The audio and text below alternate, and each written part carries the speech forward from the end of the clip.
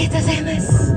それでは次で最後の曲になりました。このステージストリートフェスタも本日私が、トリを務めさせていただきますので、次の曲が本当に最後の最後の曲になります。